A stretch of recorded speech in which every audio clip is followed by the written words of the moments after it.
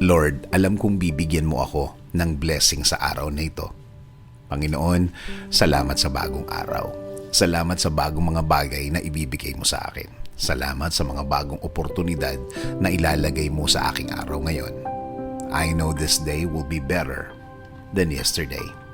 I declare blessings today. I declare provision. I declare healing today para sa akin at sa aking mahal sa buhay. Alam ko na kapag kayo ang kasama namin, Lord, things will be okay. Alam namin na magiging tama at tahimik ang lahat. Alam din namin na kasama namin ang proteksyon sa araw na ito. Proteksyon sa mga bagay na gagawa ng problema sa aming buhay. Sa mga taong walang alam gawin, kundi mang-istorbo ng kapwa nila at gumawa ng mga kwentong imbento nila. Panginoon, turuan niyo akong maging kalmado sa harap ng mga taong ito. Give me the blessing of self-control. Panatilihin yung tahimik at relax ng aking puso at isip sa harap ng mga problemang ginawa ng mga taong ito.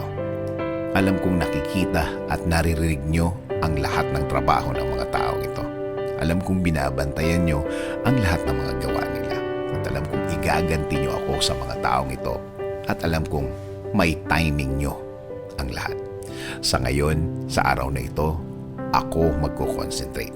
Sa araw na ito ako magfo-focus. Alam kong marireceive ko ngayon ang inyong kabutihan. Alam kong aalagaan nyo ako sa araw na ito. At alam kong mararamdaman ko ulit ang inyong blessings ngayon.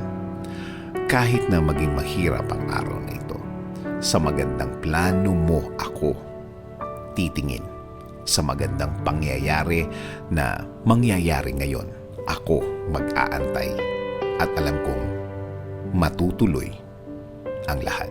Alam ko, Lord, na kahit na ano ang sitwasyon, kahit na ano ang mangyari, matutuloy ang plano mo sa akin. Kahit na sino pa ang humarang, kahit sino pa ang kumontra, wala silang magagawa, wala silang pagkontrang maipaplano. Kaya Lord, please continue leading my life. Ikaw na po ang magbigay ng direksyon sa aking buhay. Patuloy kong i-offer ang lahat ng parts ng aking buhay.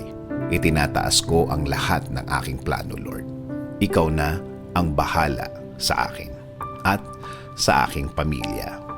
Panginoon, ipinagdadasal ko din ang aking bayan, Lord.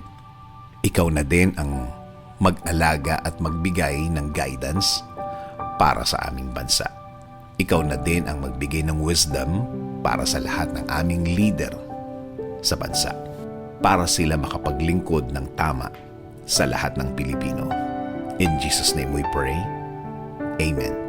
Sabi nga sa Proverbs 10:22, the blessing of the Lord makes rich, and He adds no sorrow with it.